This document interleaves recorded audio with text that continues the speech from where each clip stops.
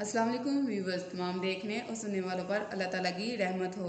आज हम जिस मौजू पर बात करेंगे उसका उन्वान है हज़रत उमर फ़ारूक रज़ियल्लाहु अन्हु और हज़रत अबू बकर सिद्दीक़ रज़ियल्लाहु अन्हु। एक दफ़ा हज़रत उमर फ़ारूक रज़ियल्लाहु अन्हु और हज़रत अबू बकर सिद्दीक़ रज़ियल्लाहु अन्हु के दरमियान किसी बात पे इख्तिलाफ़ राय हो गई तो हज़रत उमर फ़ारूक रज़ियल्लाहु अन्हु जो कि सख्त तबीयत के बंदे थे, इन्होंने हज़रत अबू बकर सिद्दीक़ रज़ियल्लाहु अन्हु को डांट दिया। हज़रत अबू बकर सिद्दीक़ रज़ियल्लाहु अन्हु जो कि नरम तबीयत के बंदे थे, वो घर जाके रोने लगे और फिर नबी करीम सल्लल्लाहु अलैहि वसल्लम की बारगाह में चले गए। हमारी हौसला अफजाई के लिए हमारे चैनल को सब्सक्राइब करें और बेल आइकन को प्रेस करें और ऑल नोटिफिकेशन को ऑन करें ताकि हमारी आने वाली हर वीडियो आप तक पहुँच सके।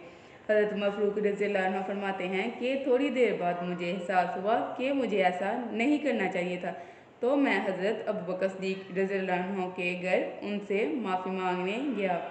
जब मैं उनके घर गया तो मैंने दरवाज़े पर दस्तक दी तो मुझे मालूम हुआ कि हज़रत अबू बकर सिद्दीक़ रज़ियल्लाहु अन्हु घर नहीं हैं। तो मैं डर गया और मेरी टांगें कांपने लगी, क्योंकि मैं समझ गया था कि हज़रत अबू बकर सिद्दीक़ रज़ियल्लाहु अन्हु घर ना हों तो वो नबी करीम सल्लल्लाहु अलैहि वसल्लम के दरवाज़े पे होते हैं।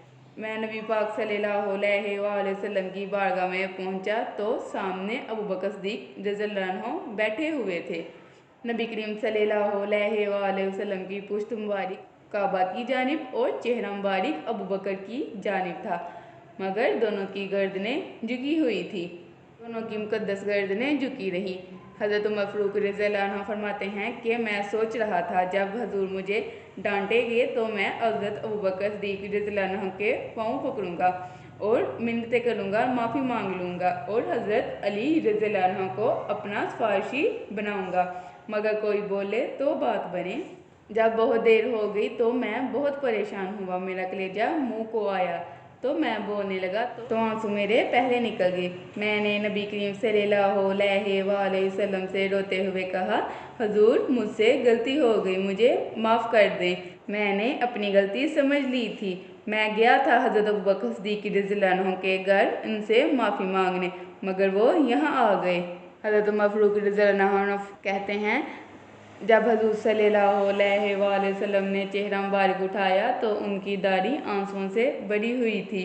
तो हज़ूर सल्लल्लाहु अलैहि वसल्लम कहते हैं, उमर तुम मेरी खातिर मेरे अबू बकर को माफ़ नहीं कर सकते थे, मेरी खातिर उन्हें छोड़ नहीं सकते थे।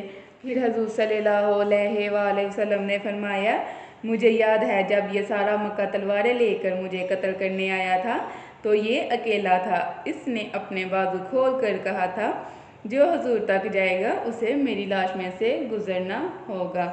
हज़रत मोहम्मद सल्लल्लाहु अलैहि वसल्लम ने फरमाया, दुनिया भूल जाती है मगर मुझे याद है अबू बकर ने माल भी दिया और औलाद भी।